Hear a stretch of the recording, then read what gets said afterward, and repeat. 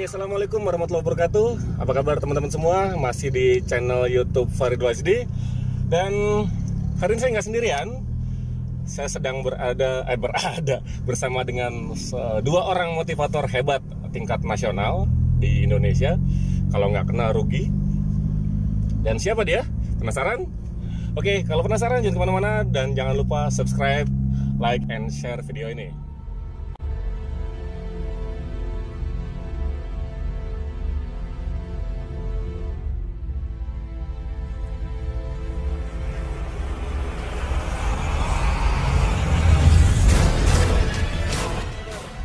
Oke, penasaran kan siapa yang dengan saya?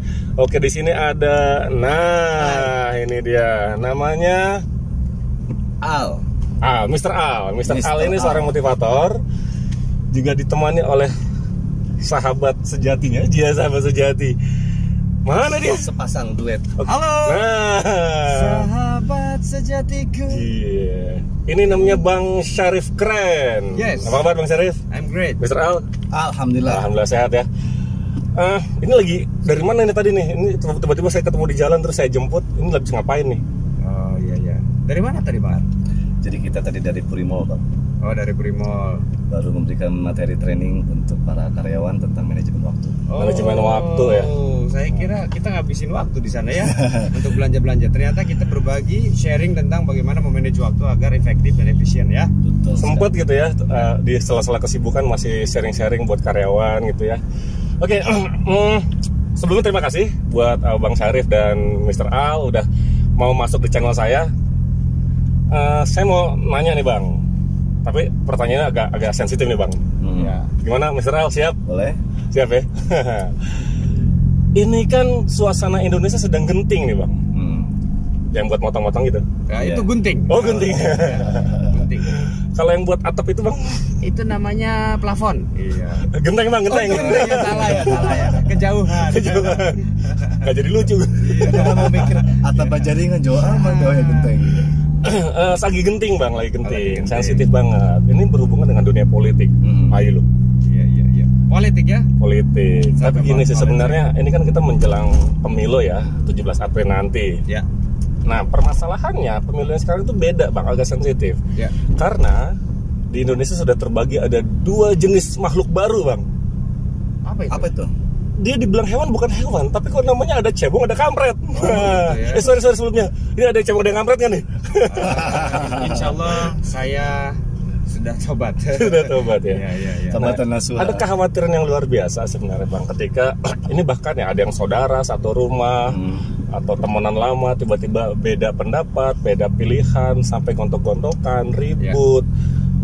Karena fanatisme, yang satu milih A, yang satu milih B. Iya, sangat. Nah, dan saya yakin teman-teman di luar sana juga perlu mendapatkan pencerahan. Jangan sampai gara-gara pemilu terus masa hubungan darah putus gitu ya.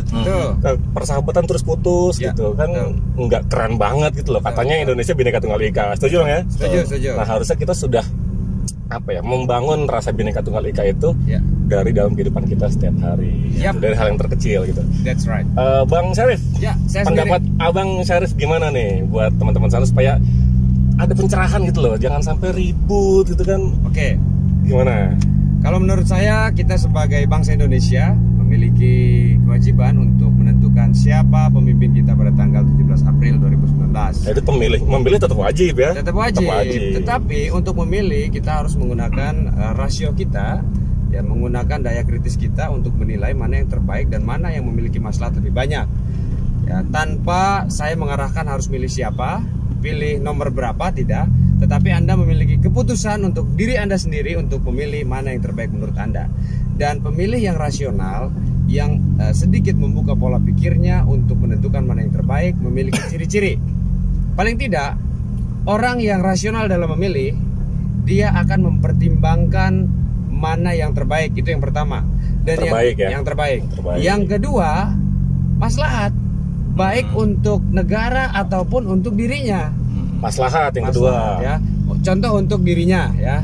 Orang yang rasional tidak akan berpecah kepada sahabat, tidak akan memiliki permusuhan dalam konteks pergaulan dengan orang lain. Hanya karena beda pemilih ya, beda pilihan gitu ya. Beda pilihan ya. Jadi orang yang memilih secara rasional, dia akan selalu objektif dalam menilai dan harus tetap menjaga tali persaudaraan dan persatuan sebagai anak bangsa dan juga sebagai sesama umat ya.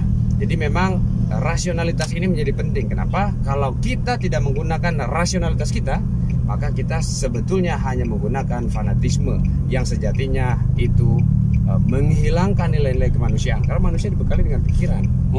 Jadi kalau kita menutup sisi pikiran dari diri manusia, maka sejatinya yang tersisa adalah diri kita tanpa pikiran kita. Wah, ini gelap banget. Nah, ini memang gelap karena suaranya doang ya.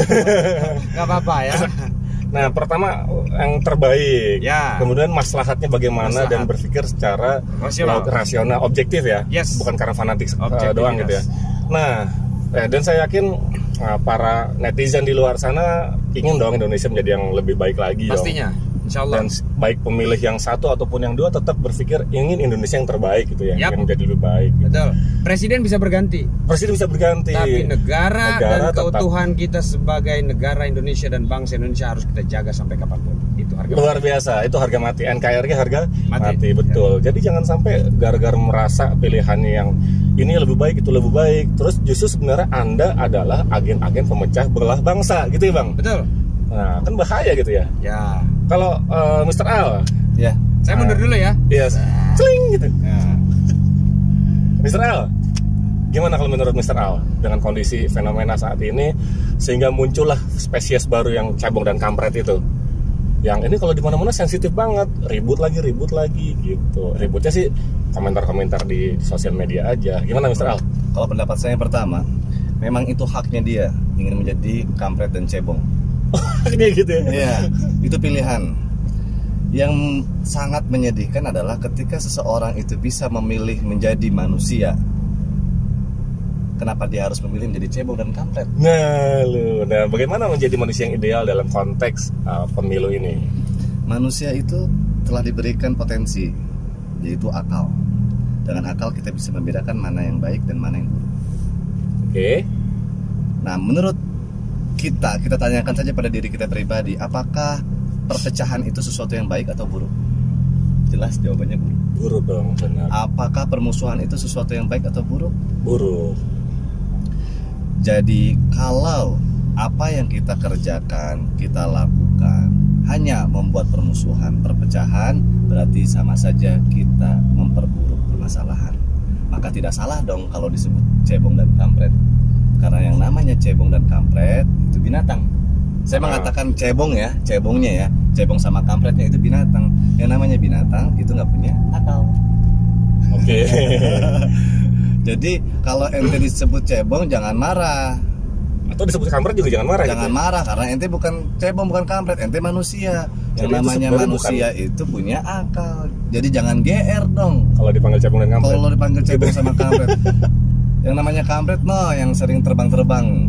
Yang namanya cebong yang sering banyak di air, di sawah.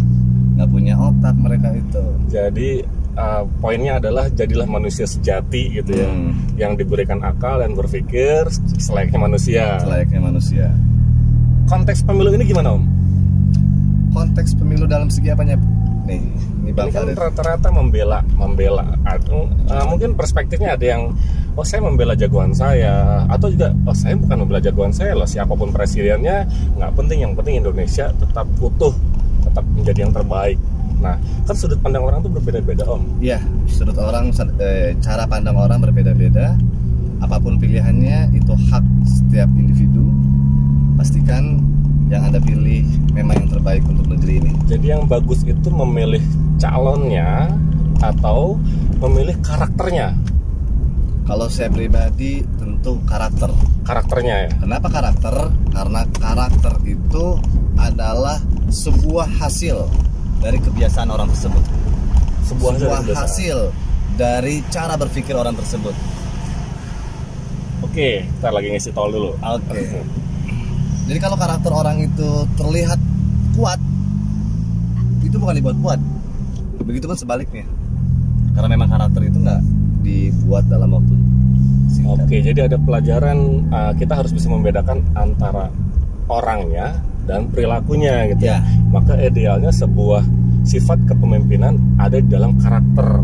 Betul. Orangnya bisa siapa aja gitu ya. Biasa saja, Tapi bisa ketika siapa karakternya memenuhi syarat menjadi pemimpin yang terbaik, maka dia layak untuk dipilih gitu ya. Iya. Bukan Sepakat. karena fanatik kepada orang tertentu gitu ya. Betul. Nah, oke teman-teman semua di rumah ataupun di jalan atau dimanapun yang nonton video ini. Oke, dari dua motivator, yang satu hilang. Ada lagi. Dari dua motivator di belakang saya dan di samping saya ini ada pesan-pesan yang luar biasa teman-teman. Jadi tetap kita punya akal ya, punya logika. Kita bisa memilih siapapun yang kita anggap itu yang terbaik. Tapi ingat, gunakan secara objektif, niatkan untuk yang terbaik untuk bangsa ini, kemudian untuk maslahat, dan jangan sampai menjadi sebuah perpecahan. Dan tentukan karakter pemimpin yang terbaik itu bagaimana, sehingga meskipun ada di calon satu atau di calon dua, ya itulah karakternya yang terbaik, itu bukan karena orangnya. Iya. Gitu. Oke, Iya, Bang, ada closing statement dari Bang Syarif, keren. Kalau dari saya, satu statement yang paling penting adalah ini adalah negara kita, kitalah yang akan membangunnya. Datang pada tanggal 17 April 2009, tentukan pilihan Anda dan tentukan siapakah pemimpin terbaik untuk bangsa kita. Siapapun yang akan jadi pemimpin kita, dialah pilihan kita. Kita harus hargai dan kita dukung bersama-sama. Oke, dari Mr. Al. Dari saya, ini adalah negara kita, bangsa kita, tanah air kita tercinta. Kita jaga sama-sama dengan hadir pada tanggal 17 April 2019. Pilih sesuai yang kita butuhkan. Mencari seorang pemimpin yang memiliki motivasi besar untuk merubah bangsa ini menjadi lebih baik. Dan jangan golput ya, karena golput itu adalah sebuah kelemahan. Ketika teman-teman golput, sebenarnya teman-teman sudah merusak nasib bangsa ini. Ya, Oke. sangat menghancurkan dan merugikan. Alright, terima kasih Mr. Al, terima kasih Abang Syarif. Yuhu. Oke. Dan buat teman-teman di luar sana, di netizen ya, teman-teman yang menonton video ini, jangan lupa subscribe kalau ini bermanfaat, share, like, dan jangan lupa juga tonton video-video saya yang lainnya. Betul. Sekian dari saya. Bingung mau ngomong apa lagi. Oh ini dan itu adalah sebuah jarak. Maka jarak dari sekarang sampai nanti itu adalah durasi waktu. Kita masih memiliki waktu untuk berpikir. Ya, kita masih memiliki waktu untuk berpikir, menentukan siapa yang terbaik untuk bangsa ini. Betul sekali. Jangan karena emosional, jangan karena fanatisme, ya. Jadi Enak sama Pak RT. karena nggak enak sama Pak RT gitu ya. Karena temennya nyindir-nyindir terus gitu. Bukan itu pilihan kita ya. Nah, apalagi karena dikasih upeti, jangan dah. Apalagi karena iya betul ada money politik lah dikasih. Masa nasib bangsa ditukar sama Indomie? Rugi banget. Atau ditukar dengan duit 20.000. Wah. Tapi ada yang bukan dengan Indomie, Apa tuh Bang? dengan Sarimi. Itu merek ya. Oh, Sensor. Oke, teman-teman semua, terima kasih sudah menyaksikan video ini dan bye-bye. Assalamualaikum warahmatullahi wabarakatuh. Waalaikumsalam.